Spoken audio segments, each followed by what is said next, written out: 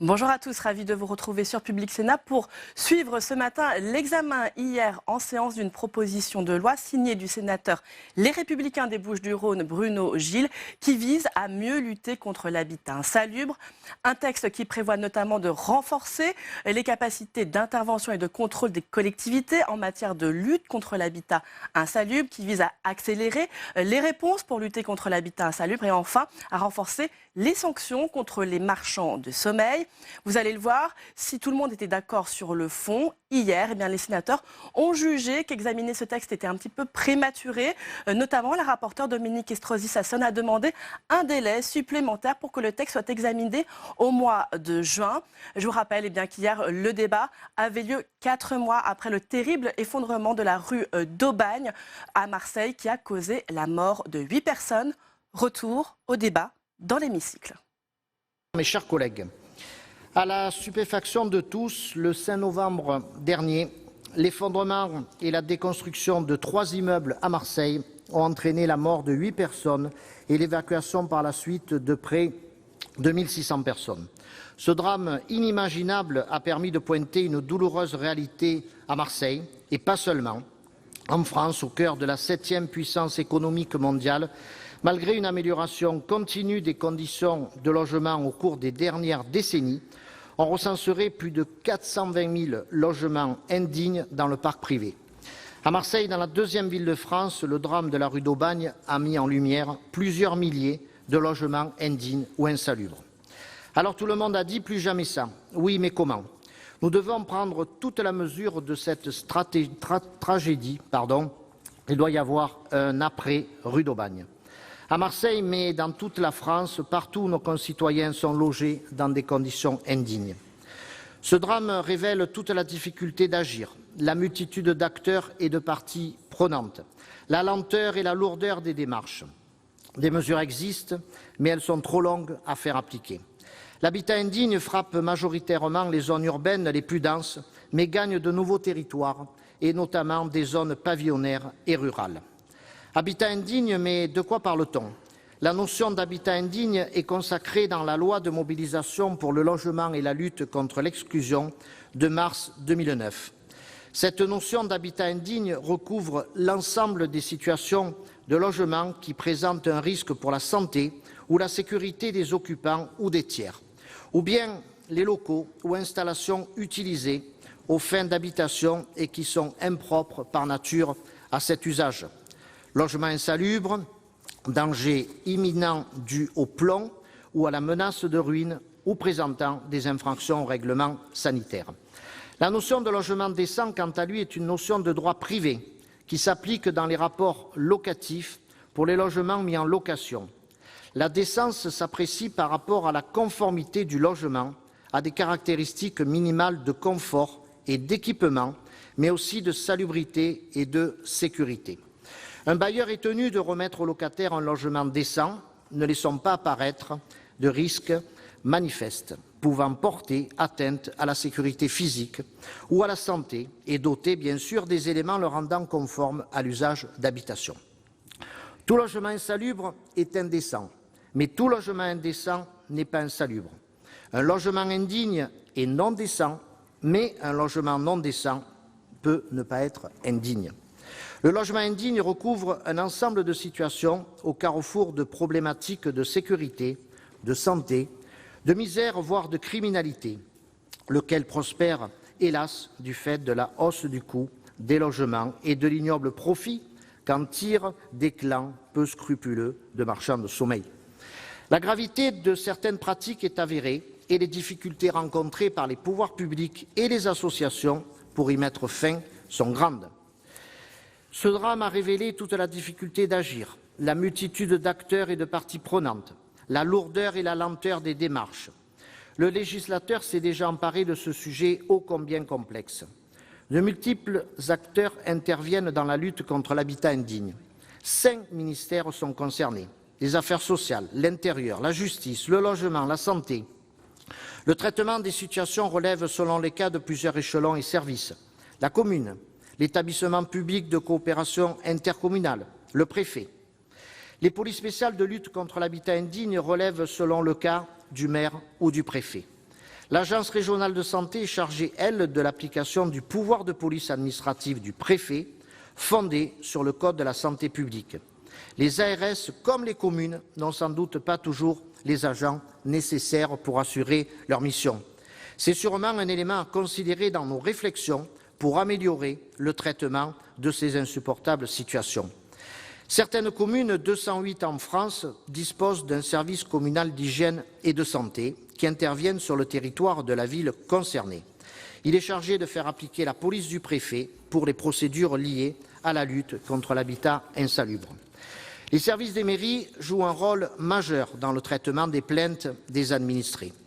On constate un enchevêtrement de réglementations, une palette de procédures trop complexes qui retardent significativement les actions correctrices urgentes. Alors, quelles actions contre l'habitat indigne? Des actions incitatives pour lutter contre ce phénomène via des aides de l'ANA et des opérations programmées de rénovation de l'habitat. Des actions coercitives qui s'avèrent indispensables dans les cas les plus épineux. Les mesures prises ces dernières années mettent en évidence le besoin de faire plus vite, plus efficacement pour vaincre le mal-logement. Nous devons aujourd'hui repenser les coopérations institutionnelles pour accélérer la rénovation, planifier la reconstruction, prévenir les situations dangereuses et inacceptables. L'urgence de la situation demande aujourd'hui des actions structurées, soutenues par l'État, s'appuyant sur un cadre légal à compléter. Fruit de nos entretiens avec les diverses associations engagées dans la lutte contre la précarité et le logement insalubre, il apparaît, je le redis, nécessaire de recréer une vraie chaîne de décision rapide, ancrée dans les réalités de terrain. À ce titre, il faudra en appeler à la création d'une cellule de veille et d'un guichet unique dédié à l'habitat indigne, chaque fois que cela est possible, permettant de centraliser les constatations des personnels de l'action médico-sociale en matière de l'habitat insalubre. Je pense que vos déplacements sur le terrain, Madame le rapporteur, confortent cette nécessaire orientation. Trouver les moyens efficaces de lutter contre l'habitat indigne, remédier au problème des copropriétés dégradées est une vraie volonté largement partagée sur l'ensemble de nos bancs. La loi dite Elan portant sur l'évolution du logement, de l'aménagement et du numérique, adoptée en octobre 2018, fournit de nouveaux outils de lutte contre les marchands de sommeil, en particulier des délais d'intervention réduits. Ce texte est assorti d'ordonnances qui devront être ratifiées. Elles sont en cours de finalisation, mais devraient aussi être prises sur la base des conclusions prochaines du rapport de mission de notre collègue député Vuilletet, qui sera remis au Premier ministre en mai prochain. La Commission des affaires économiques du Sénat s'est emparée également du sujet, sur la base de la proposition de loi que j'ai déposée et qui est inscrite à l'ordre du jour de ce 5 mars. Je tiens à remercier cette commission, comme je dois remercier les 66 de nos collègues qui ont signé ma proposition de loi. Le drame de la rue d'Aubagne, il y a 4 mois, aujourd'hui, jour pour jour, nous oblige envers ceux qui subissent partout en France l'habitat indigne. Il n'est pas de mois durant lesquels il n'est pas fait écho d'immeubles appartenant à des propriétaires indignes de l'être, peu scrupuleux à l'égard de leurs locataires, trop démunis pour s'opposer et qui sont de surcroît exposés au risque d'évacuation pour un temps indéterminé, avec le plus souvent quelques affaires réunies à la hâte. Ces situations ô combien douloureuses ne peuvent perdurer davantage sans que l'on y engage les moyens à la hauteur de ces enjeux. Des améliorations des dispositifs existants sont indispensables. C'est le sens de ma proposition de loi à la lumière des événements récents et des réalités de terrain. Je remercie la Commission des affaires économiques, d'avoir apporté un soin particulier à l'examen de ce texte. Je vous remercie, Madame la Présidente, vous aussi, Madame le rapporteur, d'avoir organisé des déplacements de terrain dans toute la France, dont un à Marseille, ville particulièrement concernée, où tous les acteurs se mobilisent contre l'habitat indigne. Le sujet est dense, complexe, les délais sont en réalité courts pour appréhender l'ensemble des données. Des retours de visite de terrain, apporter les éléments complémentaires à même de pouvoir construire un dispositif efficace et pérenne. Et pour cela, je comprends bien sûr parfaitement que la Commission demande un délai supplémentaire et propose une motion de renvoi de cette proposition de loi en commission que je voterai. Le Sénat, sur ces grandes questions qui touchent le droit et la dignité de chacun d'avoir un logement décent, a pris ses responsabilités en inscrivant cette proposition de loi à l'ordre du jour. J'attends autant de propositions constructives, de dialogue de la part du gouvernement pour trouver de manière concertée les dispositifs les plus pertinents pour lutter contre l'habitat indigne. C'est un combat commun que nous devons mener tous ensemble. Je vous remercie. Merci. La parole est à Madame Dominique Estrosi Sassone, rapporteure de la Commission des affaires économiques.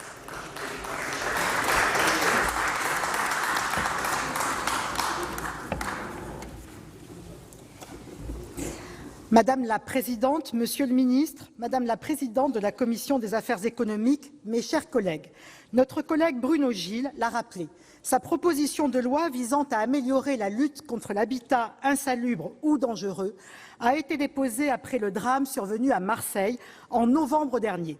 L'effondrement de plusieurs immeubles de la rue d'Aubagne a entraîné la mort de 8 personnes. 1600 personnes ont été contraintes de quitter leur logement. À peine 200 d'entre elles sont aujourd'hui relogées. Tel est le terrible constat 4 mois après les faits.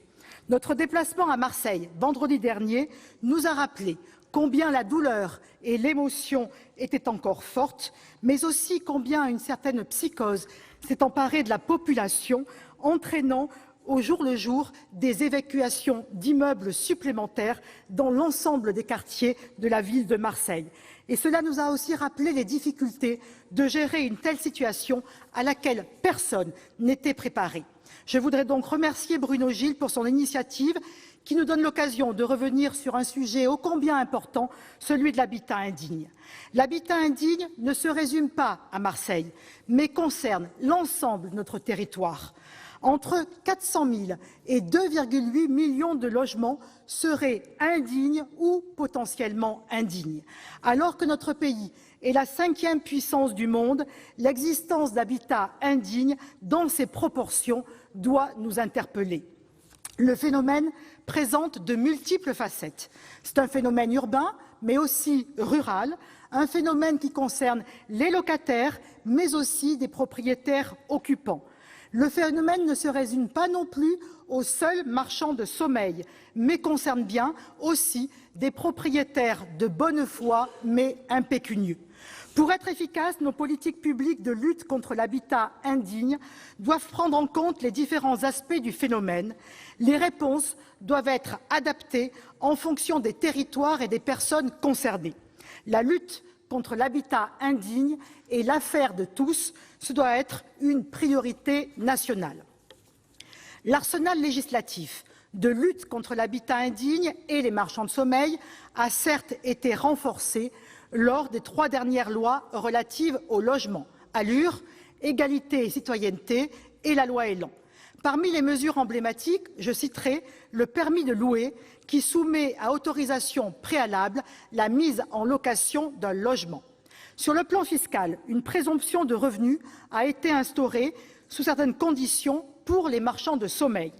Les sanctions pénales à l'encontre des marchands de sommeil ont ainsi été renforcées. Certaines peines complémentaires, comme la confiscation des biens ayant servi à l'infraction, ont été rendues automatiques. Nous avons également prévu la confiscation, sous certaines conditions, des biens du patrimoine du marchand de sommeil, au-delà de ceux ayant servi à l'infraction. En complément des mesures de lutte contre les marchands de sommeil, d'autres mesures concernent les polices administratives relatives à l'habitat indigne. La loi Allure a ainsi proposé de mettre en place un acteur unique pour simplifier le nombre d'acteurs intervenant dans la procédure. Malgré les améliorations apportées à ces polices, la réglementation actuelle comprend encore pas moins de 13 polices qui s'appliquent à des situations différentes et qui font intervenir des autorités et des procédures différentes. Cette multiplication des polices n'est pas un gage d'efficacité et peut aussi être source de contentieux. La simplification des polices est donc une nécessité, chacun en conviendra. Conscient de la situation, le gouvernement a demandé à l'occasion de la loi Elan à pouvoir légiférer par ordonnance pour harmoniser et simplifier ces polices administratives, pour préciser les modalités de transfert de police entre le maire, le préfet et le PCI, et pour favoriser la création de services intercommunaux mutualisant les moyens matériels et financiers de lutte contre l'habitat indigne et les immeubles dangereux. Le député Guillaume Vuilletet, comme l'a rappelé Bruno Gilles, est chargé d'une mission pour préparer cette réforme. Son rapport est attendu pour la fin du mois de mai et nous y serons très vigilants. Néanmoins, au regard des événements dramatiques survenus à Marseille et qui peuvent demain se reproduire dans de nombreux territoires, il est désormais indispensable d'accélérer ces travaux préparatoires et que l'ordonnance, Monsieur le Ministre, soit publiée dans des délais plus courts que les 18 mois que nous avions prévus dans la loi Elan. Cela ne me paraît pas infaisable, d'autant qu'il ressort de mes auditions que la réforme des polices prévue dans le Code de la santé publique serait déjà prête. Toute modification de la législation, aussi opportune soit-elle, doit, pour être efficace, s'accompagner d'une mobilisation forte et coordonnée des pouvoirs publics dans la mise en œuvre de cette politique et d'un déploiement de moyens humains et financiers en adéquation avec les besoins. Je l'ai dit, la lutte contre l'habitat indigne est l'affaire de tous. Tous les acteurs, collectivités territoriales comme État, doivent se mobiliser.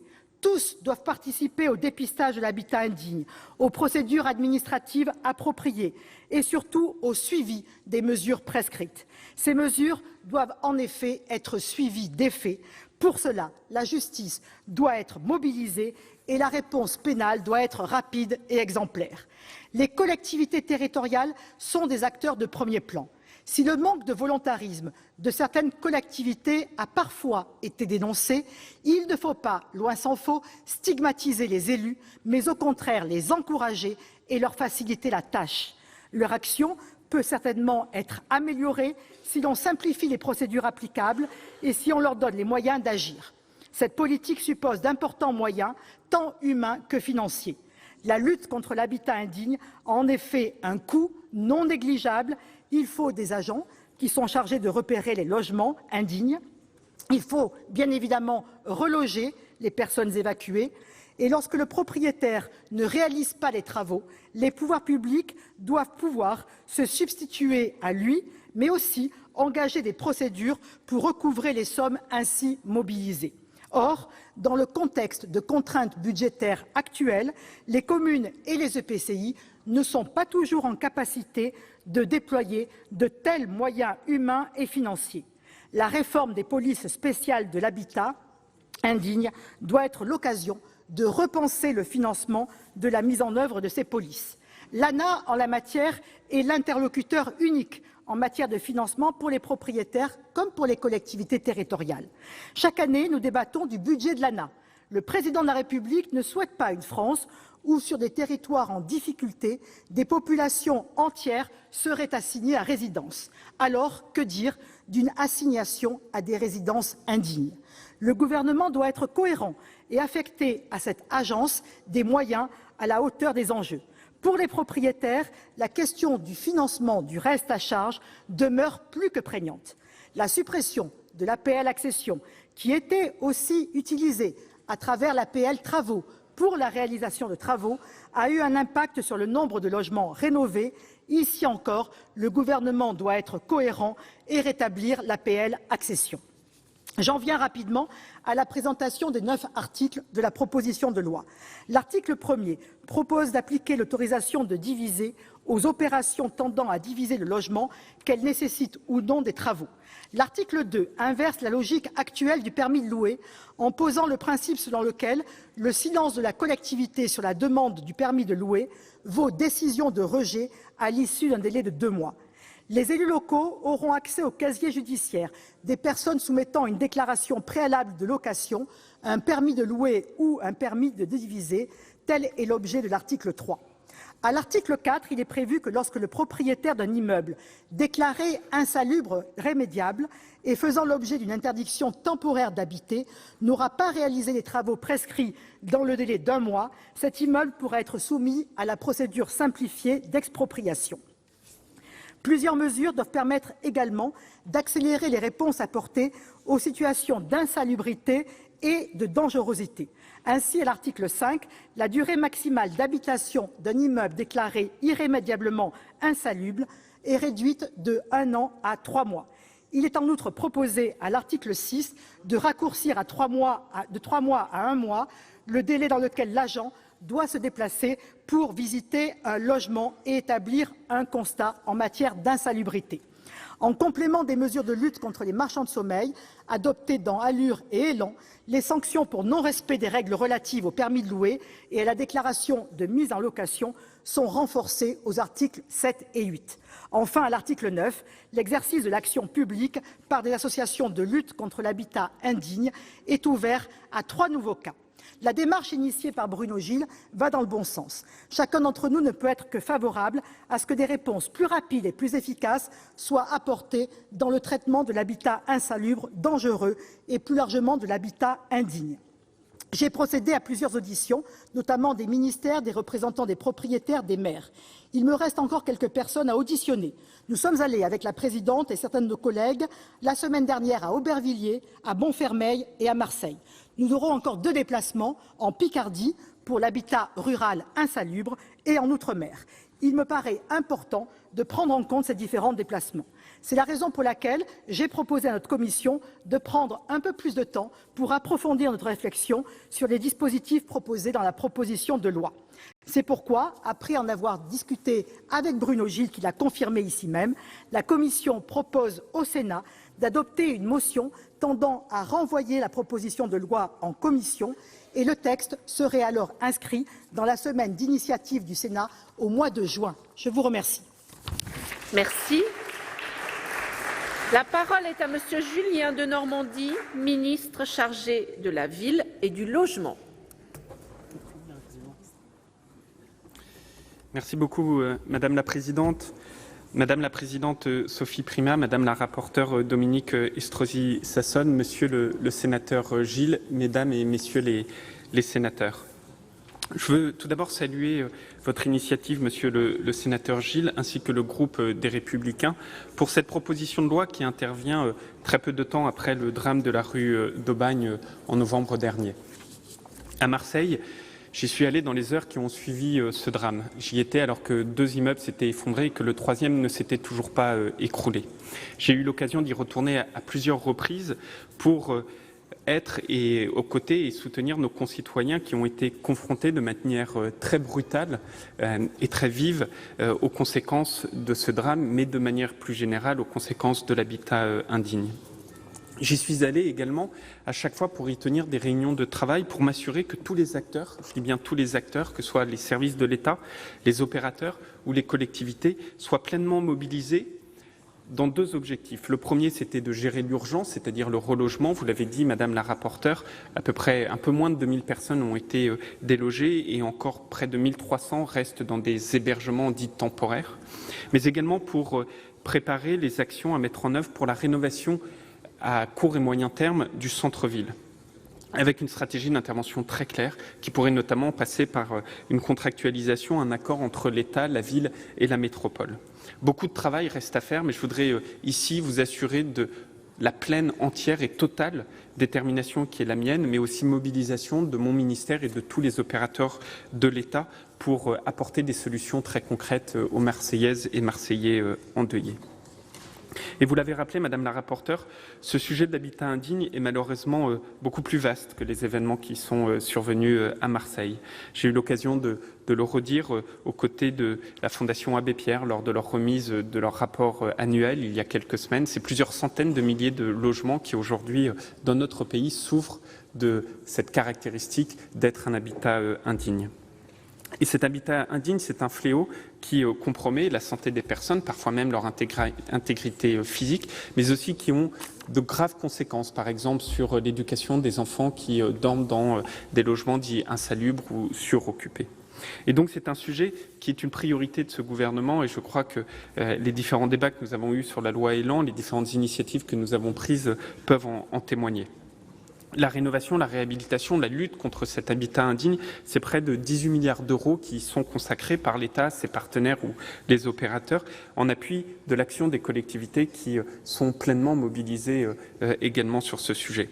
C'est d'abord la rénovation de ces grandes copropriétés dégradées. C'est un sujet que vous êtes beaucoup à très bien connaître sur vos territoires et c'est un plan ambitieux, très ambitieux, que j'ai annoncé quelques semaines avant le drame de la rue d'Aubagne, à Marseille même. C'est un plan qui comporte des financements de l'ordre de 3 milliards d'euros sur 10 ans, qui associe à la fois l'ANA, mais aussi les collectivités, mais également la Caisse des dépôts, ou encore Action Logement et le réseau Procivis, qui apporte une aide particulière, notamment en appui des syndics, et en particulier les syndics de copropriété, qui sont des acteurs majeurs pour renforcer ou trouver des solutions dans des copropriétés très dégradées.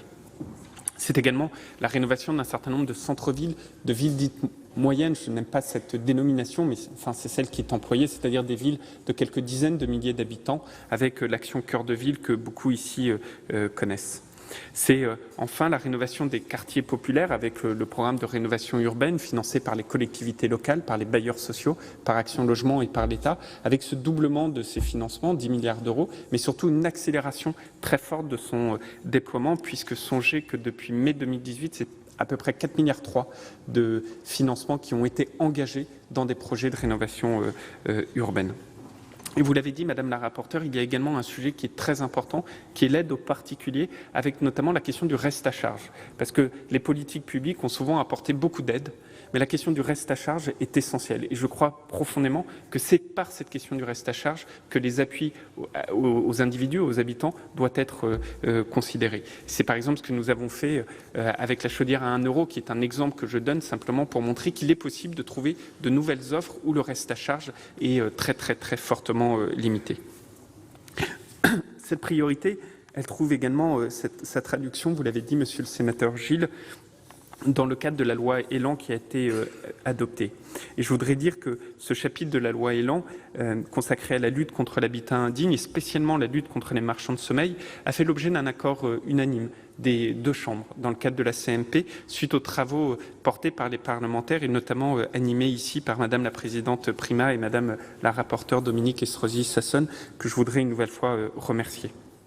L'ensemble des dispositions votées d'ailleurs dans la loi Elan sont très en phase avec les propositions faites par Monsieur le sénateur Gilles, qui comportent 3 axes: renforcer les capacités de contrôle et d'intervention des collectivités territoriales, qui prévoit également d'accélérer les réponses aux situations d'insalubrité et qui prévoit enfin de renforcer l'efficacité des sanctions contre les marchands de sommeil. Alors oui, je suis d'accord avec vous, Monsieur le sénateur, les collectivités territoriales doivent être soutenues dans leur mission de détection et d'assistance pour la mise en place des travaux. Et c'est d'ailleurs pour ça que dans la loi Elan, sur proposition du gouvernement, les astreintes qui sont payées lorsque les propriétaires n'exécutent pas les travaux qui leur sont prescrits, ces astreintes jusqu'à présent, elles étaient versées au budget de l'État. Dorénavant, grâce à la loi Elan, ces astreintes ne sont plus versées au budget de l'État, mais sont versées directement aux collectivités territoriales qui auront mis en place ces arrêtés, par exemple, d'insalubrité ou de péril. Et c'est un élément très important qui permettra justement d'aider toutes les collectivités qui le souhaitent à mettre en place leur entité, leur office de détection et de lutte contre l'insalubrité. C'est également, dans le cadre de la loi Elan, cette guerre déclarée aux marchands de sommeil, avec 2 axes principaux. Le premier, c'est de détecter ces marchands de sommeil. Il faut absolument en finir avec l'impunité dont jouissent les marchands de sommeil. Cette impunité qui a donné lieu, par exemple, lors d'un déplacement que je faisais avec la garde des Sceaux il y a quelque temps à Pierrefitte, qui a donné lieu à la visite impromptue du marchand de sommeil lui-même, lorsque nous étions en train de dénoncer un pavillon qui était fait en multiples appartements. Et le marchand de sommeil, c'est un témoin de cette impunité, et est venu à notre rencontre, s'étonnant du problème, si j'ose dire.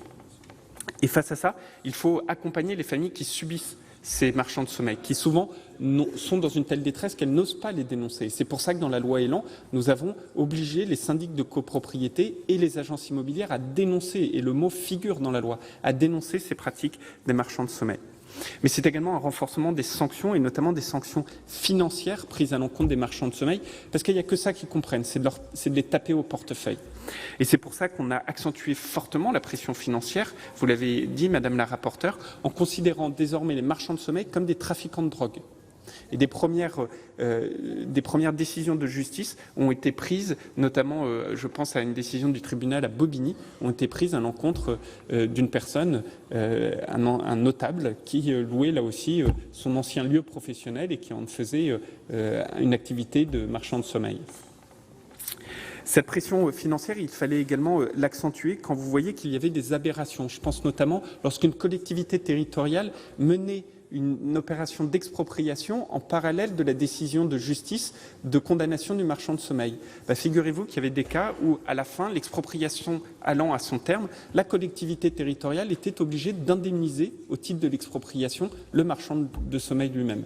Et j'ai en mémoire un cas à Max Dormois, ici à Paris, où le marchand de sommeil condamné pour ses activités s'est vu octroyer une indemnité de 6 millions d'euros. À ce moment-là, que dire de toute la sphère des marchands de sommeil, tous les petits copains de cet escroc qui se disaient de toutes les manières, peu importe, même si je suis condamné, j'aurai cette indemnité au titre de l'expropriation.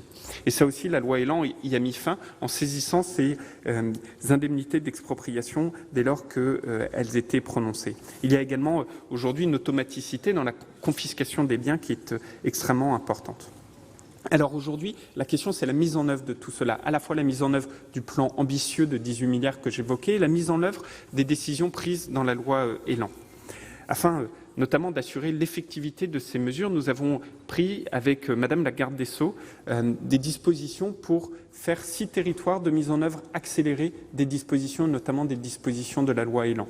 Ces 6 territoires sont les Bouches-du-Rhône, les Alpes-Maritimes, le Nord, la Seine-Saint-Denis, le Val-de-Marne et l'Essonne. Et dans ces 6 territoires, face au constat qu'on voyait et que vous constatez vous aussi, du manque de coopération entre souvent les services administratifs, les services municipaux et la justice, nous avons décidé de renforcer la coordination locale entre ces différentes instances pour faire en sorte que la justice puisse plus facilement et plus rapidement prendre des actes et des décisions très fortes. Et aujourd'hui, c'est déjà chose faite puisque cette circulaire a été signée il y a plusieurs semaines maintenant et est en cours de mise en œuvre. Vous l'avez dit, Monsieur le sénateur Gilles, il convient également d'accélérer, mais de rendre concrète l'ensemble de ces dispositions. Et c'est pour ça que nous avons demandé, vous savez, dans chacun de ces départements, il y a ces fameux PDLHI, ces plans de lutte contre l'habitat indigne. Mais ces plans de lutte restaient au niveau du plan. Aujourd'hui, nous les avons changés pour faire que d'un pôle, nous fixions véritablement des objectifs et un véritable projet de lutte. C'est-à-dire que nous avons demandé à chacun de ces PDLHI, à chacun de ces pôles, de nous remettre avant le 30 avril une feuille de route très précise avec des objectifs de lutte contre l'insalubrité que nous pourrons piloter en lien avec les collectivités et qui donneront lieu là aussi à une totale transparence évidemment. Mais c'est également, dans le cadre de la loi Elan, cette habilitation à légiférer par ordonnance, vous l'avez dit, qui doit faire face à cette complexité. Il y a plus de 13 polices aujourd'hui, il y a plus de 3 codes extrêmement techniques. Et toutes ces polices, tous ces codes visent à un seul et même objectif, lutter contre cette insalubrité. Et c'est vrai que ça devient parfois kafkaïen de s'y retrouver dans l'ensemble de ces polices, de ces codes, et la conséquence de tout ça, c'est des décisions beaucoup trop longues. C'est parfois même un côté désabusé de l'ensemble des collectivités, des services de l'État, de devoir savoir par quel biais il est aujourd'hui le plus efficace de lutter contre ce fléau.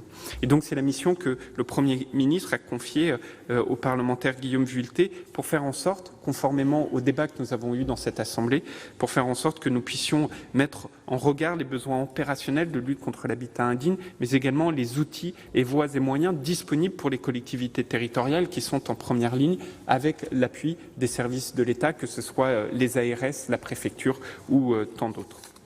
Les résultats sont attendus pour la fin du mois de mai et le courant du mois de juin. Et je crois pouvoir dire, Madame la rapporteure, j'en suis même sûr que je partage votre souhait que nous ne prenions pas 18 mois pour porter cette ordonnance, mais que nous puissions le faire de manière extrêmement accélérée. Alors le gouvernement, au-delà de tout ça, reste extrêmement attentif à toutes les propositions susceptibles d'améliorer les dispositifs existants. Je crois que c'était vraiment ça l'état d'esprit qui a régné dans cette enceinte et dans celle de l'Assemblée nationale au moment de la loi Elan, et vous pouvez être sûr que c'est avec le même état d'esprit que je suis devant vous cet après-midi. Dans votre proposition de loi, Monsieur Gilles, il y a beaucoup de choses sur lesquelles je voudrais revenir, mais je comprends, et vous l'avez dit, ainsi que Madame la rapporteure, que la Commission des affaires économiques souhaiterait avoir plus de temps. On regarde notamment des déplacements que vous pouvez faire, des auditions, pour approfondir la réflexion sur les moyens de rendre l'action contre l'habitat indigne plus efficace, ce que je salue et ce que je soutiens fortement. Si je peux me permettre de vous livrer quand même quelques premières analyses vis-à-vis de cette proposition de loi. Je partage avec vous la nécessité de renforcer l'augmentation de l'amende en cas de manquement à l'obligation de déclaration de l'autorisation préalable à la location. Par exemple, dans le cadre des permis de louer, vous l'avez dit, d'ailleurs, la mairie de Marseille, si j'en crois les dernières informations, a décidé là aussi de le mettre, comme ce fut le cas au Aubervilliers que vous avez visité au 1er janvier dernier. C'est également la faculté qui serait donnée aux associations d'exercer les droits reconnus à la partie civile en les autorisant à saisir la justice. Je trouve que cette piste est une piste intéressante. Il y a d'autres points, en revanche, qui me semblent poser des questions, soit opérationnelles, soit juridiques. J'en suis sûr que la durée qui est laissée à cette proposition de loi permettra d'apporter des réponses. Je pense notamment à vos propositions de remplacer, dans le cas des permis de louer, l'accord tacite de la collectivité au bout d'1 mois de silence par un refus tacite au bout de 2 mois de silence. Personnellement, je pense que ça va ralentir plus qu'accélérer, mais c'est à débattre. C'est également les discussions que nous avons eues lors des débats de la loi Elan sur le fait d'autoriser ou non le maire ou le président de l'EPCI à consulter le casier judiciaire d'une personne qui sollicite un permis de louer ou un permis de diviser un logement. C'était un débat que nous avons eu, et lors de ces débats, nous avions conclu, et c'était d'ailleurs la décision prise en CMP, de ne pas aller dans ce sens-là. Mais c'est un débat qui peut rester ouvert, mais c'est vrai que nous l'avons déjà eu, et la CMP, les 2 chambres, avaient statué pour ne pas ouvrir cela. C'est enfin un autre point qui me paraît extrêmement intéressant, mais mériterait d'être poursuivi, ou en tout cas étudié plus précisément, qui consiste à l'extension de la procédure simplifiée d'expropriation de la loi Vivien aux immeubles ayant fait l'objet d'un arrêté d'insalubrité rémédiable. Je pense que ça mérite une analyse juridique approfondie au regard des garanties accordées aux droits de propriété, bien évidemment, pour ne pas faire en sorte qu'une telle disposition serait censurée. Si je suis d'accord avec la finalité de cette disposition, à savoir l'incitation du propriétaire à exécuter les travaux prescrits, sa validité n'est pas forcément totalement évidente. En tout cas, à minima, je pense que le délai laissé pour réaliser les travaux avant l'expropriation doit être revu. C'est vrai que dans la proposition de loi, il est aujourd'hui très court. Et je suis sûr, en tout cas, d'une chose, c'est que la finalité que nous devons atteindre, c'est-à-dire cette lutte contre l'habitat insalubre, passe aussi par des mesures efficaces dans l'exécution des travaux d'office par les personnes compétentes. Et je crois que ce que j'expliquais tout à l'heure sur le fait que les astreintes soient aujourd'hui versées aux collectivités est un des éléments qui doit permettre d'y arriver. Au final, Madame la Présidente, Madame la rapporteure, Monsieur le Sénateur, Mesdames et Messieurs les sénateurs, je pense très sincèrement que ce sujet que nous débattons cet après-midi est un sujet absolument crucial pour nos concitoyens. Les marchands de sommeil, contrairement à ce que l'on pense, est un fléau qui est en augmentation dans notre pays. Et donc il faut, de manière complètement déterminée, prendre l'ensemble des dispositions qui permettent de lutter contre cela. C'était le sens de la loi Elan, et aujourd'hui la mise en œuvre et l'exécution, je peux vous assurer que nous y allons très fortement. Mais c'est également les exigences de disposer d'un habitat dans lequel nous pouvons vivre en bonne santé, dans lequel nous pouvons élever nos enfants en pleine sécurité. Et je peux vous assurer que je continuerai à travailler avec vous dans le même état d'esprit pour déterminer l'ensemble des dispositions qui peuvent aujourd'hui venir compléter les dispositifs, tout en concentrant beaucoup d'énergie à mettre en œuvre déjà l'ensemble des nouvelles actions que nous avons établies depuis bientôt 2 ans, que ce soit dans ces plans Action Cœur de Ville, plan de lutte contre les copropriétés, ou que ce soit dans la loi Elan de lutte contre les marchands de sommeil. Je vous remercie. Dans la suite de la discussion générale, la parole est à Madame Nadia Sollogoub. Pour 4 minutes, chers collègues.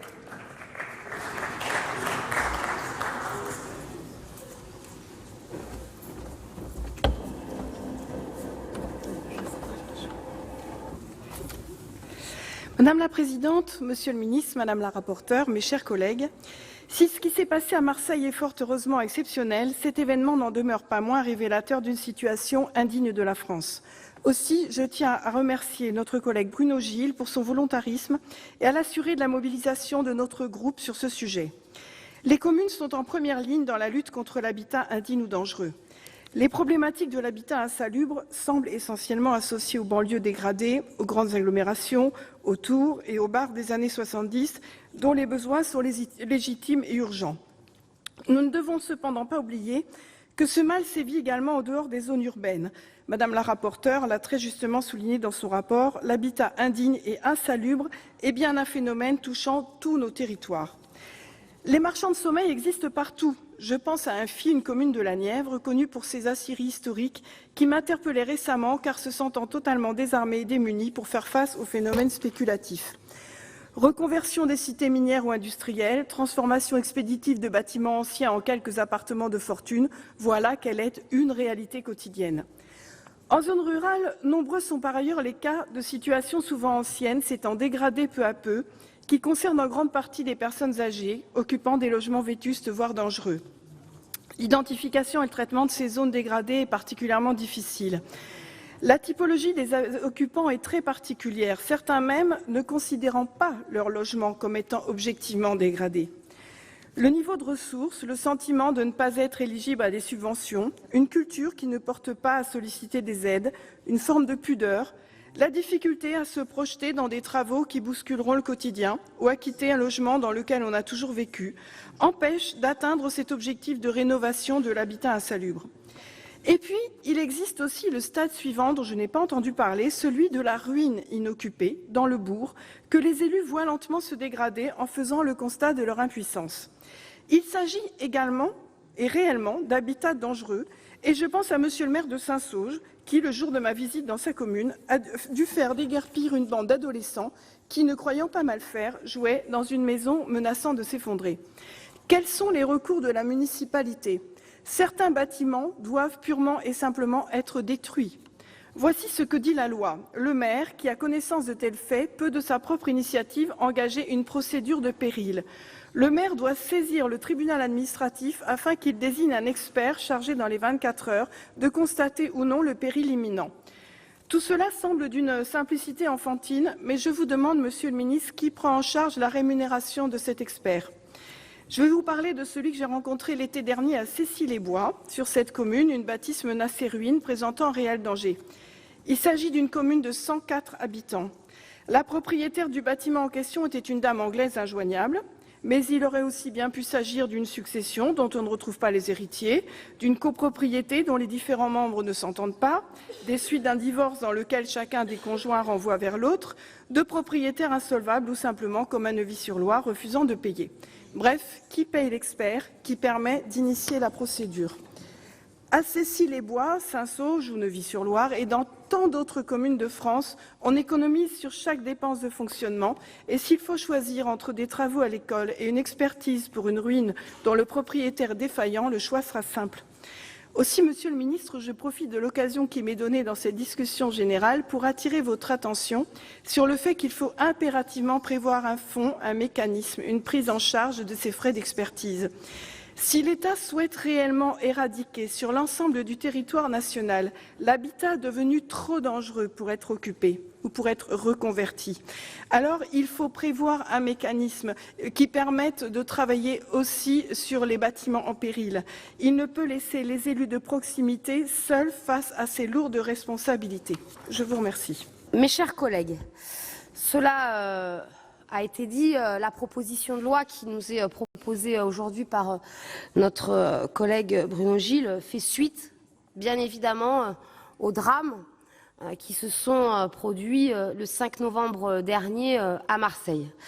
Faisant très certainement d'ailleurs prendre conscience à la France entière, au-delà même de la population marseillaise, le drame du mal logement, au-delà même du logement indigne et des qualifications juridiques sur les différents statuts de péril, de caractère indigne, de caractère insalubre, de ce qu'étaient, plus largement que ça, les difficultés du logement et les conséquences, bien évidemment, y compris jusqu'au drame le plus atroce qui a eu lieu le 5 novembre avec la perte de vie humaine. Il y aura, et cela a été dit, un avant et un après 5 novembre. Le drame qui s'est déroulé à Marseille ne doit cependant pas nous faire oublier, Madame la rapporteure d'ailleurs l'a rappelé, que la question du logement indigne se pose aujourd'hui dans notre pays, dans tous les territoires. Dans les territoires urbains et fortement dans les zones denses, mais aussi, cela a été dit, dans des territoires beaucoup plus ruraux, beaucoup moins urbains, en tout cas à la construction beaucoup moins dense. Cette proposition de loi répond donc, je le disais, à une urgence, mais il nous semble, je reviendrai sur les différents articles en tout cas, qu'elle sort simplement de la réponse émotive qui aurait pu être justifiée et suscitée à la sortie de ce drame, et cherche effectivement à apporter un certain nombre de réponses que les uns et les autres d'ailleurs avons déjà pointées de par le passé, et dont un certain nombre de mesures ont été débattues ici. Et pour rester sur le dernier texte concernant le logement que nous avons débattu avec vous-même, Monsieur le Ministre, bien évidemment la loi Elan. Cela a été rappelé, le choix de la Commission a été de faire un certain nombre d'auditions, Madame la rapporteure, et puis aussi des déplacements. Mon collègue Fabien Gay était en Seine-Saint-Denis, j'étais avec donc les collègues à Marseille la semaine dernière. Je tiens à remercier la Commission d'avoir fait ces déplacements parce que, en termes de logement, on peut bien évidemment beaucoup parler. On a tous son propre rapport, d'ailleurs même personnel, son rapport d'élu avec le logement. Mais il y a des réalités effectivement à voir. Et je crois, en tout cas pour ma part, mais mon collègue aurait pu dire la même chose sur le déplacement en Seine-Saint-Denis, que ce que nous avons vu effectivement à Marseille, et sans stigmatiser cette ville, est effectivement édifiant. Édifiant parce que l'on se rend compte et l'on prend conscience tout d'abord que ce ne sont pas forcément des logements à faible loyer.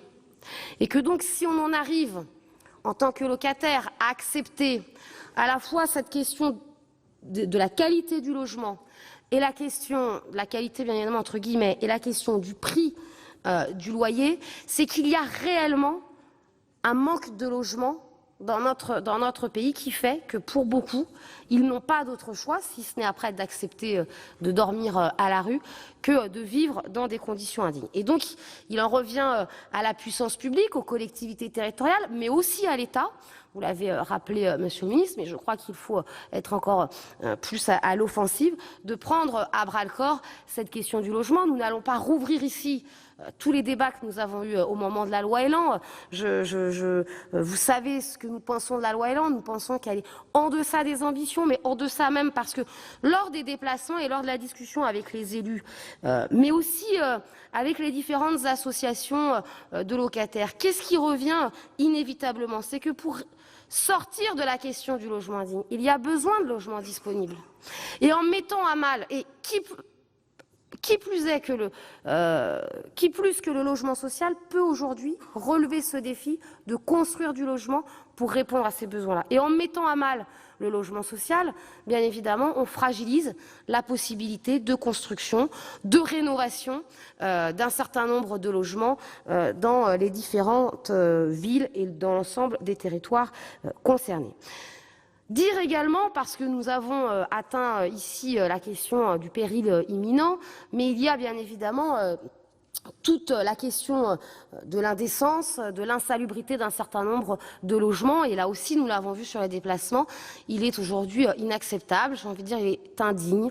Il n'est pas digne, en tout cas, de notre République, d'avoir des familles qui vivent dans des logements avec des taux d'humidité tels qu'un certain nombre de maladies, y compris chroniques, de maladies respiratoires se développent, chez d'ailleurs les plus jeunes comme les moins jeunes, mettant, alors peut-être pas directement et à un instant T, mais en tout cas mettant à plus ou moins long terme, là encore, leur vie en danger. Donc c'est bien contre l'ensemble de ces problématiques de logement indigne qu'il nous faut lutter, redonner les moyens aux élus locaux d'agir, et puis à l'État d'abonder parce qu'aujourd'hui, le financement de l'ANA pose des difficultés, parce qu'aujourd'hui, je le disais, les bailleurs sociaux ont besoin d'être accompagnés plus que d'être fusionnés et mis à l'amende.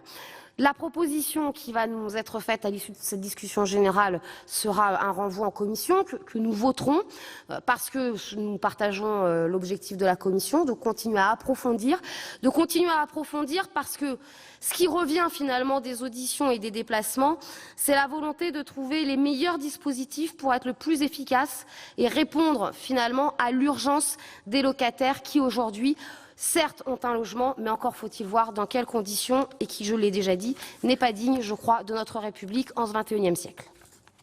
Merci. La parole est à Madame Samia Ghali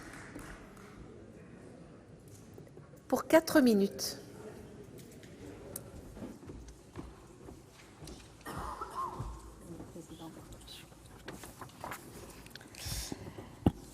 Madame la Présidente, Monsieur le Ministre, Madame la rapporteure, mes chers collègues, je crois aux signes, à ceux qui nous rappellent le sens des choses. Aujourd'hui, nous sommes le 5 mars. Cela fait 4 mois que 8 personnes, 8 Marseillais, ont perdu la vie, que 2000 personnes ont été déplacées. Certains ne retrouveront plus jamais leur logement, obligés de vivre dans des quartiers qu'ils n'ont pas choisis, imposés. Des enfants, des personnes âgées, des personnes malades vivent toujours à l'hôtel. C'est ce chaos à Marseille qui nous conduit à cette discussion générale. La Commission a décidé de travailler cette proposition de loi présentée par mon collègue Bruno Gilles. Je salue la sagesse de la Commission et le sens de son devoir. En effet, le mal-logement est un drame du quotidien, un drame qui est un problème politique, est une cause humanitaire, où nous n'avons pas le droit à l'erreur. L'exemple de la rue d'Aubagne doit guider nos consciences, car c'est la conclusion tragique des combats que la ville de Marseille et la majorité municipale a refusé de mener. Le combat contre la pauvreté qui touche plus de 200 000 Marseillais, l'aide aux sans-abri qui concerne 12 000 personnes à Marseille, la lutte contre le logement insalubre qui frappe 100 000 personnes. Pour être utile, cette discussion générale doit dire des vérités. Sans cela, elle ne servira à rien. L'habitat insalubre est un fléau national, alors que les moyens et les outils législatifs existent. Des villes comme Créteil ou Paris ont eu des résultats en prenant leurs responsabilités. D'autres pas. La différence est là. À Marseille, malgré le rapport Nicole de 2015, mais je vais dire même malgré, et déjà Marie-Noëlle Lienemann étant ministre du Logement, qui était venue et qui avait déjà alerté sur les conditions à Marseille du logement insalubre. Et malgré les alertes au conseil municipal, à la majorité municipale, la ville de Marseille, sa majorité, n'a rien fait. Et vous le savez bien, Monsieur le ministre. Sur le plan budgétaire, la preuve en est, en 2017, quelle honte, Marseille a engagé 16 000 €. Oui, je répète bien, 16 000 € pour lutter contre le mal-logement. Quand la ville de Lille mobilisait 200 000 €. Le permis de louer, qui existe depuis le 2014, vient juste d'être voté à la métropole, en ne ciblant bien sûr qu'un micro-quartier. On voit bien qu'il s'agit bien là d'une volonté ou d'une non-volonté politique. J'ai travaillé, et vous le savez, Monsieur le ministre, pour que la lutte contre le logement insalubre à Marseille soit une cause nationale, parce que nous avons atteint un point de non-retour.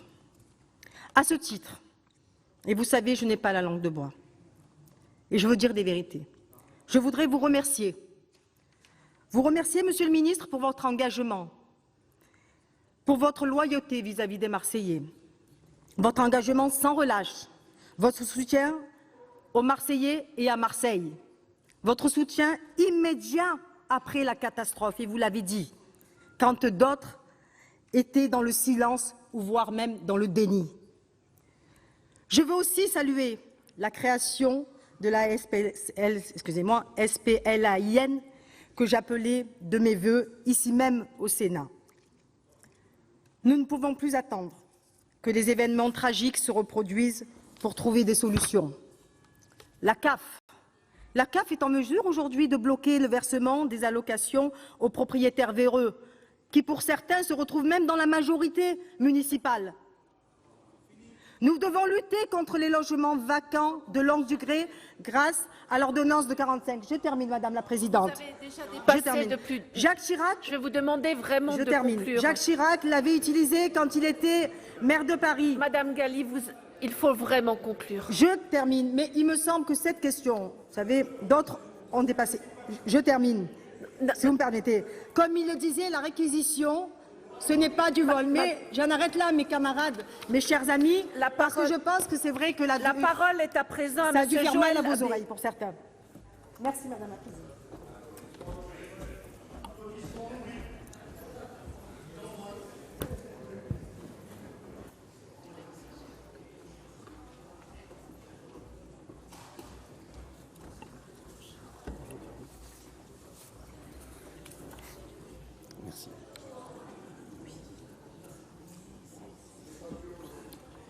Madame la Présidente, Monsieur le Ministre, mes chers collègues, je voudrais tout d'abord saluer l'initiative de notre collègue Bruno Gilles et le travail mené, comme à l'habitude, dans ce domaine avec ténacité par notre collègue Dominique Estrosi Sassone. Cette proposition de loi aborde un sujet essentiel qui concerne un droit fondamental, le droit de chacun à vivre dignement. L'habitat insalubre en France est un véritable fléau. On l'a tous dit, dont l'ampleur a de quoi interpeller. On estime en effet à 600 000 le nombre de logements indignes et insalubres en France et à plus d'1 million le nombre de personnes concernées. Or, cet habitat indigne peut rendre malade et il rend malade, il isole, il exclut et il peut aussi tuer, comme lors de ce récent drame à Marseille. Et ce qui s'est passé à Marseille peut aussi arriver ailleurs, parce que c'est l'ensemble du territoire qui est concerné par l'habitat indigne ou dangereux, en métropole comme dans les Outre-mer. Il faut rappeler aussi que plus de 20% de ces logements se situent dans les territoires ruraux. Ce chiffre m'a frappé. Ces territoires ne doivent pas être oubliés. L'actuelle crise nous le rappelle.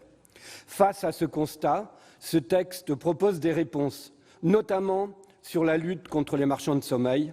Il propose en effet de compléter et renforcer des dispositions de la loi ALUR, de la loi Égalité et Citoyenneté et de la loi Elan, ce qui va évidemment dans le bon sens, notamment via le durcissement des dispositifs permis de louer et permis de diviser ou le renforcement de la possibilité pour les associations de se porter partie civile. Mais il faut aller plus loin encore et au nom du groupe RDSE, je suis favorable à la proposition de renvoi en commission de ce texte, ce qui nous permettra de poursuivre la réflexion sur ce sujet éminemment technique et complexe, mais aussi profondément humain. S'il est urgent d'agir, il faut également, face à des enjeux d'une telle gravité, prendre le temps d'approfondir la question pour gagner à terme en efficacité. Mais il faut aussi, je souhaite le rappeler, replacer ce sujet dans le contexte global de crise du logement. En effet, de nombreuses personnes se retrouvent dans des logements indignes, faute de logement social. S'il faut sanctionner les marchands de sommeil, il faut aussi prévenir avec une offre de logement adaptée aux personnes précaires et en difficulté. Pour la Fondation Abbé Pierre, l'explosion du coût des loyers dans le parc privé décent et le déficit de logements sociaux amène le parc privé dégradé à jouer le rôle d'un parc social de fait pour des ménages contraints d'y vivre. Dans ce cadre, les dispositions budgétaires récentes sont à déplorer, notamment la baisse des APL ou la disparition de l'APL accession qui permettait à un public fragile de financer ses travaux. De même, on peut s'inquiéter de certaines mesures de la loi Elan sur la vente de logements sociaux, la fusion des organismes HLM ou encore le recul sur l'encadrement des loyers. Se pose également la question des moyens pour financer la lutte contre l'habitat indigne. Mettre en place un arsenal juridique et notamment des mesures répressives ne suffit pas. Il faut des moyens pour mener cette politique de manière ambitieuse. Se pose ici en particulier la question des moyens de l'Agence nationale de l'habitat, qui doivent être renforcés. La Fondation Abbé Pierre estime que les objectifs de cette agence, à savoir la rénovation de 10 000 à 15 000 logements par an, sont bien trop peu ambitieux au regard du stock des 600 000 logements indignes identifiés. J'en viens donc au financement de ces actions qui pose pour moi la question de la fiscalité carbone. Alors, je le sais, aujourd'hui, cette fiscalité n'a pas bonne presse. Le contexte pousse d'ailleurs beaucoup à éviter le sujet. Je ne suis pas d'accord avec cela. Une fiscalité carbone lisible, juste et efficace, fléchée vers des mesures apportant une véritable justice sociale est plus que nécessaire et urgente. C'est un outil qui doit nous permettre de répondre aux enjeux de transition écologique et sociale, notamment sur cette question. Car la lutte contre l'habitat indigne est aussi une lutte contre la précarité énergétique, véritable fléau qui touche aujourd'hui 5,6 millions de foyers.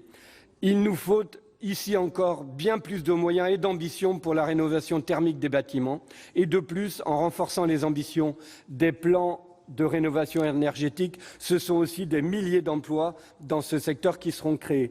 C'est en finançant ce type de mesures, alliant justice sociale et impact économique et environnemental vertueux, que nous pourrons réconcilier les demandes concrètes et légitimes de pouvoir d'achat et la nécessité de limiter notre consommation énergétique.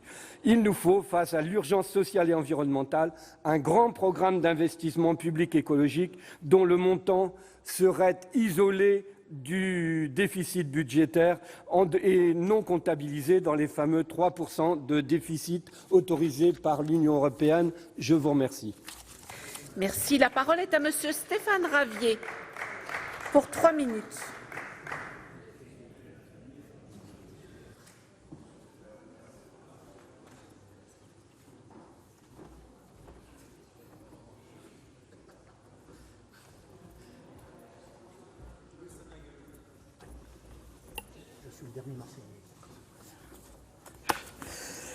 Madame la Présidente, Monsieur le Ministre, mes chers collègues, 4 mois jour pour jour après que 8 Marseillais aient perdu la vie dans l'effondrement de leur immeuble situé à quelques centaines de mètres du Vieux-Port et donc de la mairie centrale, nous sommes invités à nous prononcer sur un projet de loi visant à lutter contre l'habitat indigne dans notre pays. Notre pays, qui serait l'un des pays les plus riches du monde, compte près de 450 000 logements insalubres, dont 40 000 uniquement à Marseille.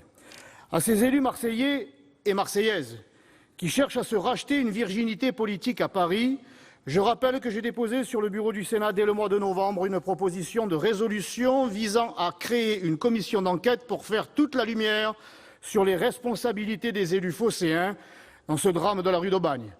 Elle ressemble fort à ce que l'on appelait le Front républicain. Je vous invite à la soutenir, elle aurait dû être un préalable à toute discussion sereine sur le sujet. Le texte qui nous est présenté inverse la tendance en matière de permis de louer. Après 2 mois sans réponse de la commune, le permis serait désormais automatiquement refusé. Sans vouloir faire de généralité, quand on connaît la difficulté des services à assurer leur mission quotidienne, parier au vu de l'ampleur du phénomène de l'habitat indigne sur une telle réactivité relève du rêve ou alors nécessite l'embauche de nombreux agents et de préférence compétents, car je rappelle que le service communal d'hygiène et de santé de la ville de Marseille ne comprenait que 4 agents jusqu'en 2016, dont l'Agence régionale de santé affirme qu'ils n'étaient même pas formés. Alors que vous proposez, mon cher collègue, de combattre les marchands de sommeil par plus de contrôle et plus de répression, et il faut le faire, la hausse des refus de louer entraînera inévitablement une hausse des locations clandestines via ce qu'il est communément appelé les marchands de sommeil. Les familles en recherche urgente de logement, et elles sont nombreuses à Marseille, n'auront d'autre recours qu'une location sans bail avec toutes les dérives que cela peut impliquer. Je voudrais rappeler que nombre de petits propriétaires ne peuvent plus assumer les travaux nécessaires, faute de percevoir les loyers de locataires mauvais payeurs, squatteurs ou encore clandestins. Protéger les locataires, oui, mais n'oublions pas les difficultés des petits propriétaires. Je tiens également à rappeler que le premier marchand de sommeil reste l'État. La réduction drastique de ces dotations aux communes ne permet pas aux villes les plus pauvres comme les Marseille d'assumer la totalité de leurs charges, surtout quand localement les choix financiers calamiteux se succèdent. Et si la municipalité n'a pas été à la hauteur, où sont les millions promis à Marseille par les marchands de sommeil et accessoirement Premier ministre, messieurs Ayrault et Manuel Valls? Dans la précipitation encore marquée par l'émotion, il n'est jamais bon de prendre des décisions. Le renvoi en commission semble être opportun. Je vous mets donc en garde, mon cher collègue et voisin marseillais, sur les effets pervers que vos propositions pourraient au final engendrer. Il ne faudrait pas que la thérapie aggrave l'état du malade. Un malade de Marseille qui ne souffre pas seulement de l'indignité de trop nombreux logements, mais aussi de l'insalubrité de ses écoles. Après avoir été mis sous surveillance par l'État pour son habitat indigne, Marseille est désormais sous contrôle du ministre pour l'insalubrité de ses établissements scolaires. Au point que je me demande s'il ne serait pas plus pertinent, plutôt que de changer la loi, de changer le personnel politique qui est aujourd'hui censé l'appliquer.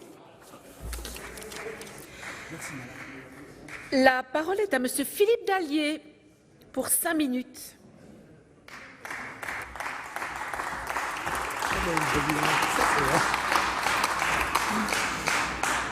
Merci.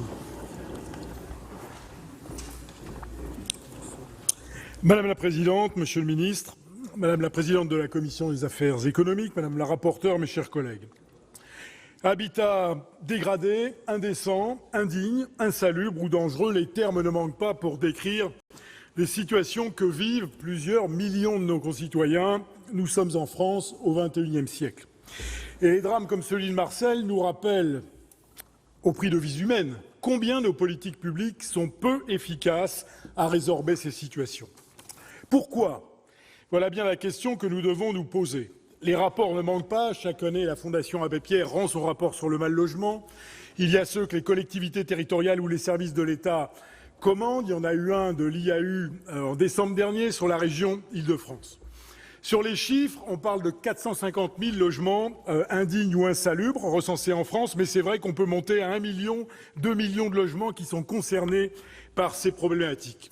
Et nous savons qu'il est très difficile de détecter ces situations parce que beaucoup de propriétaires les cachent lorsqu'ils se comportent en dehors de la loi et parfois certains locataires n'osent pas dénoncer les situations qu'ils vivent parce qu'ils risquent effectivement de perdre le seul logement qu'ils aient pu trouver. Alors, situation difficile à détecter et surtout bien trop longue à traiter, et voilà où le bât blesse.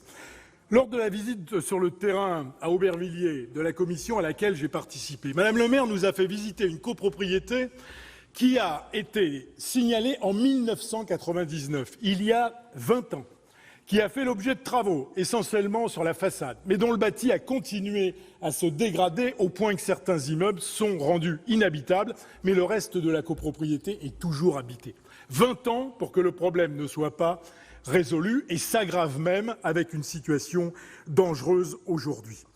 Alors les causes de ces délais incroyablement longs, nous les connaissons, l'impécuniosité des propriétaires, les biens en déshérence, les syndics défaillants, les procédures trop longues et trop complexes, la difficulté à se substituer aux propriétaires, parfois aussi, Monsieur le Ministre, la faiblesse des moyens de nos tribunaux. Et c'est vrai en Seine-Saint-Denis, et vous savez que dans ce département, les contentieux d'Urbain sont parfois recalés très loin dans la file d'attente. Alors cependant, dans les 20 dernières années, et dans les 10 dernières années, nous avons fait évoluer notre droit dans le bon sens. Et la question posée par notre collègue Bruno Gilles est de savoir s'il faut encore modifier ces dispositions. J'ai envie de dire peut-être, et on peut y regarder, c'est ce que la Commission va faire. Mais je voudrais quand même pointer la difficulté principale que je relève, et je vais dire que c'est d'abord une question de moyens. Moyens, nos collectivités locales.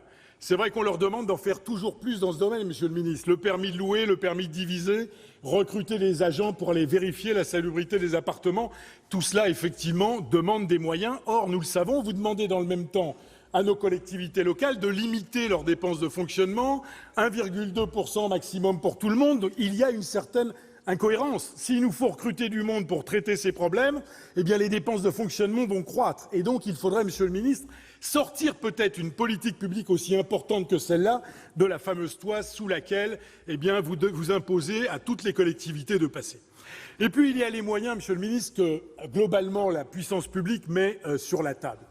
La dernière référence, je parlerai tout de suite de ce que vous faites et de ce que vous avez décidé, mais prenons le PNRQAD qui avait été effectivement mis en place à l'époque pour traiter ces sujets. C'était 380 millions de mémoire d'argent public, ANA, ANRU, État. Effet de levier, 1,5 milliard. Mais faites la division, mes chers collègues. S'il y a 1 million de logements à traiter, je prends 1 million entre les 500 000 logements effectivement insalubres, indécents et les 2,8 dont Madame la rapporteure parlait. Prenez 1 million de logements pour 1,5 milliard. Ça fait 150 € par logement. Chers collègues, c'est même pas la peine de se payer de mots, on n'y arrivera pas. Prenez 1 million de logements avec 20 000 € de travaux par logement pour les situations qui commencent à devenir compliquées. Il faut trouver 20 milliards, mes chers collègues. 20 milliards. Alors je ne dis pas que les choses sont simples, particulièrement dans la période actuelle, et je sais, Monsieur le ministre, que vous êtes également contraint, mais je vous entendais tout à l'heure parler de 18 milliards d'euros. Écoutez, vous cumulez, si j'ai bien compris, l'ANRU, qui ne traite pas particulièrement de ces sujets, l'ANA, bon, on n'y est pas. Et je pense que le seul moyen d'arriver à régler dans des délais raisonnables un problème qui concerne autant de logements dans ce pays, c'est de monter quelque chose qui va ressembler à l'ANRU 1, où Borloo avait bien compris qu'il fallait intervenir massivement dans des délais les plus courts possibles. Je ne dis pas que c'est facile, mes chers collègues, j'en ai bien conscience, mais si nous ne nous y décidons pas, eh bien je pense qu'on pourra modifier tous les textes que nous voulons, nous ne serons pas plus efficaces. Merci. Mes chers collègues, si nous examinons effectivement aujourd'hui cette proposition de loi déposée par notre collègue marseillais Bruno Gilles, c'est en raison de l'effondrement tragique de plusieurs immeubles situés rue d'Aubagne à Marseille. C'était, comme l'a rappelé Bruno, le 5 novembre, c'est-à-dire 4 mois exactement, jour pour jour.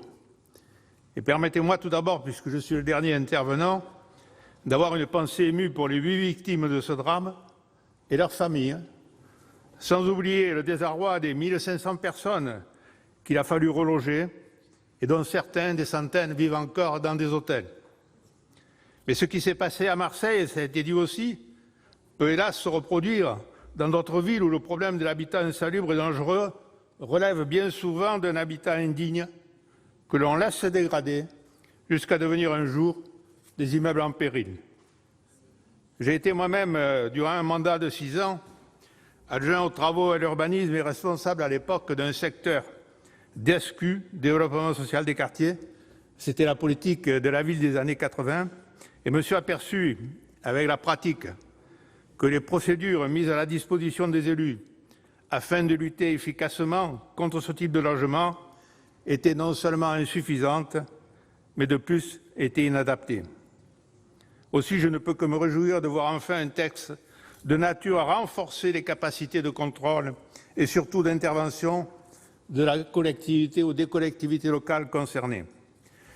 Cette proposition de loi offre en effet aux acteurs locaux une capacité d'accélération à compter du moment où il est décidé l'insalubrité et la dangerosité d'un immeuble pour exiger du propriétaire la remise en état de son bien et si le propriétaire ne se résout pas à améliorer l'état de son immeuble, l'aggravation des sanctions et la possibilité de saisir rapidement la justice vont aussi dans le bon sens.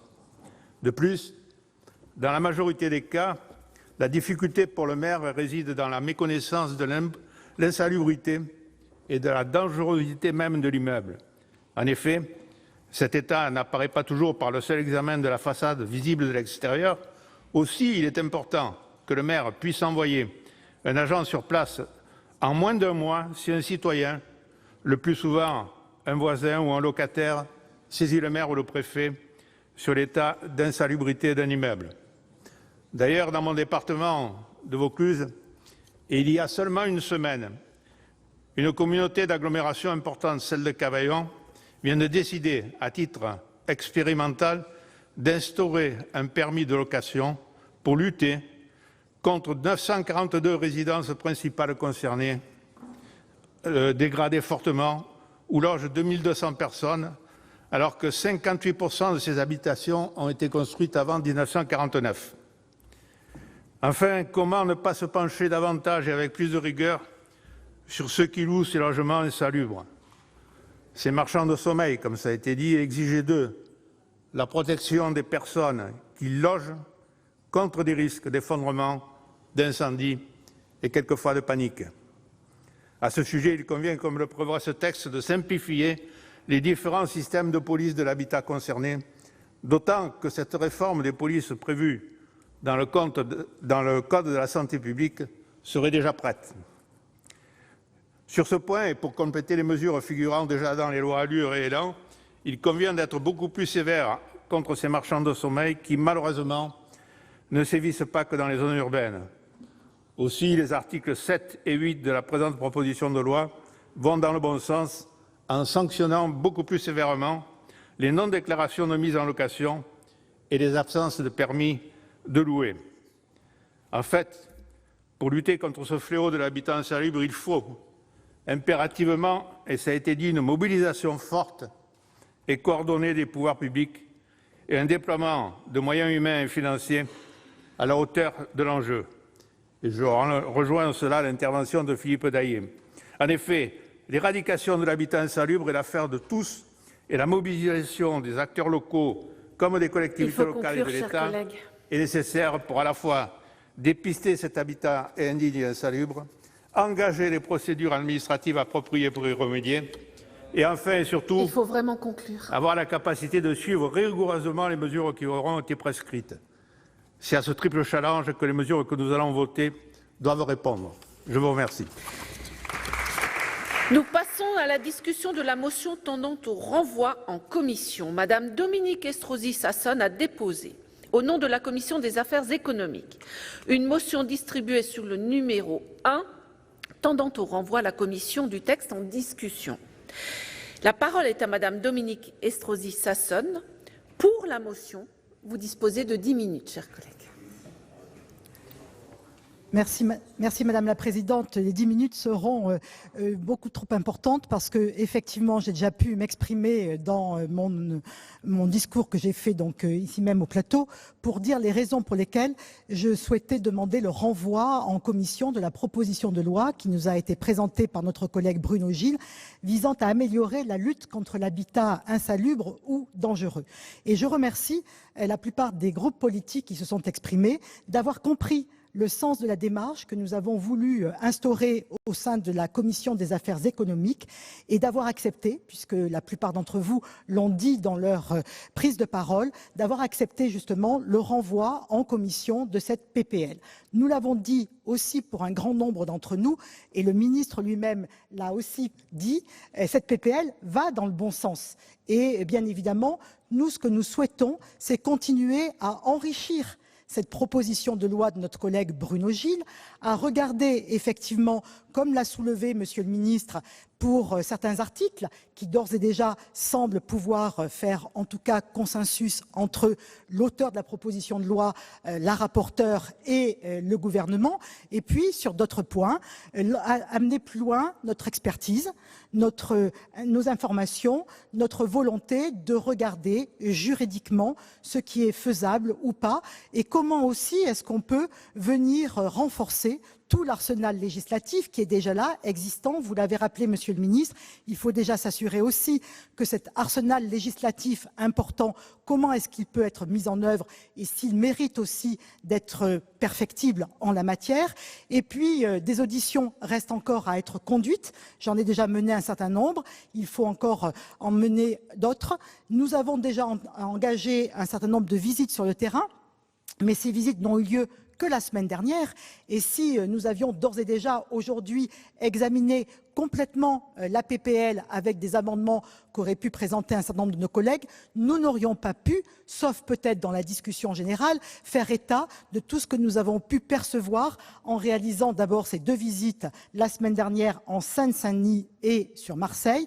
Et nous avons voulu les compléter parce que ça nous semblait intéressant au vu justement du caractère protéiforme de l'habitat insalubre par une visite dans la ruralité, et nous irons certainement en Picardie pour analyser aussi le phénomène de l'habitat insalubre ou dangereux dans la ruralité et qui touche plus directement les propriétaires occupants et des propriétaires occupants impécunieux, mais qui sont de bonne foi, mais qui n'arrivent pas à pouvoir remettre aux normes de confort, de dignité, très souvent leur logement. Et puis, avec l'accord de la présidente, nous nous rendrons en Outre-mer, parce que je pense que là aussi, il y a un véritable sujet sur l'habitat insalubre, indigne et dangereux ou dangereux.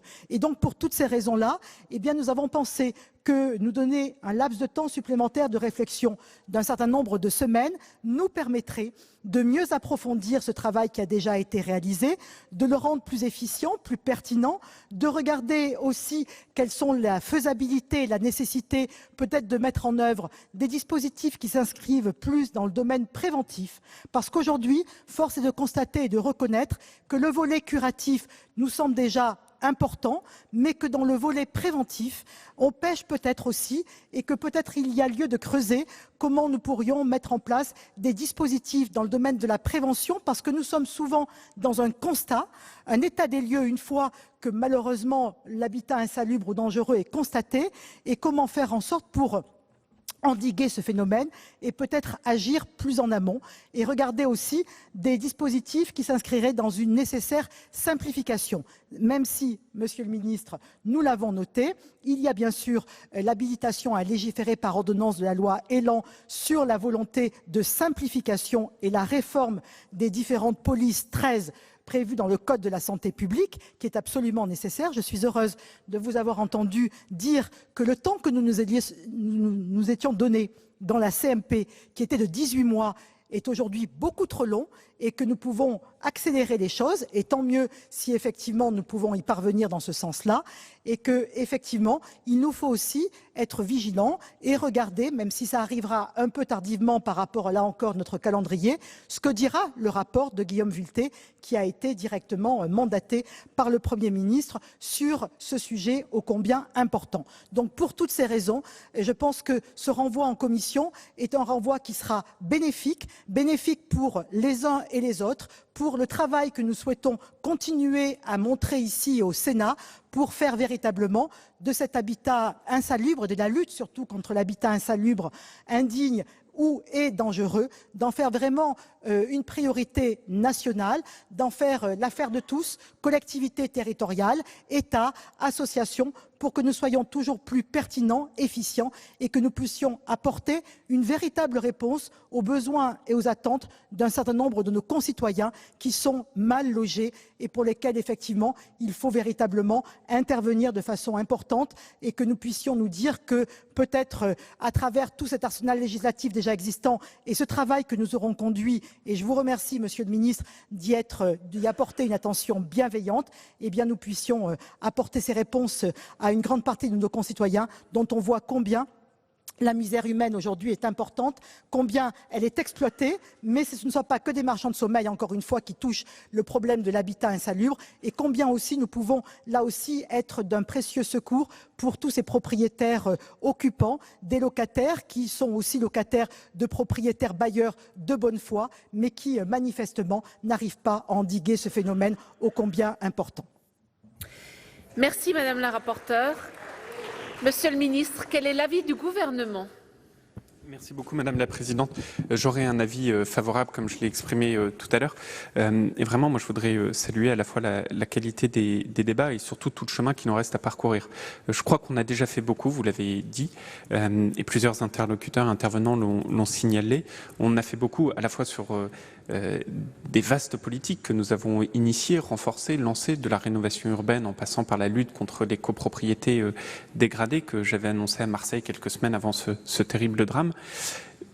La loi Elan comporte déjà beaucoup de choses, mais le chemin est encore long vu l'ampleur des besoins, mais également de fléaux qui ne cessent de croître, comme on le disait tout à l'heure, sur les marchands de sommeil. À ce titre, vraiment, je suis plus que favorable à continuer ces travaux à l'initiative de ce projet de loi, Monsieur le Sénateur Gilles, et j'aurai toujours à la fois cette écoute, mais ce désir de travailler pour déterminer comment aller plus loin et trouver les bonnes solutions.